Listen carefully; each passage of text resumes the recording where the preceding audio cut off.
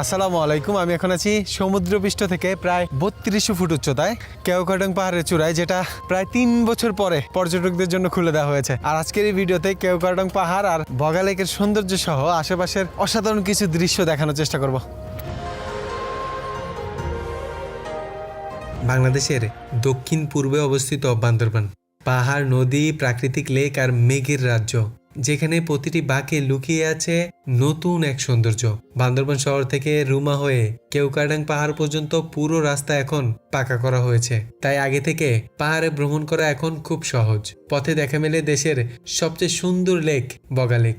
চারপাশে সবুজ পাহাড়ে ঘেরা এই লেকের জল কখনো নীল, আবার কখনো মেঘের ছায়ায় ধূসর।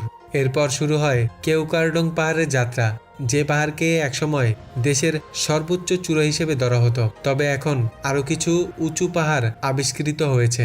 এখন এটি বাংলাদেশের 5ম উচ্চতম পাহাড়। চূড়ায় দাঁড়িয়ে মনে হয় আকাশ যেন হাতের নাগালে। প্রকৃতির শান্ত সৌন্দর্য, পাহাড়ি জীবনের সরলতা আর মেঘে ঘেরা দৃশ্য, সব মিলিয়ে বান্দরবন বাংলাদেশের সবচেয়ে মনোমুগ্ধকর ভ্রমণ স্থান।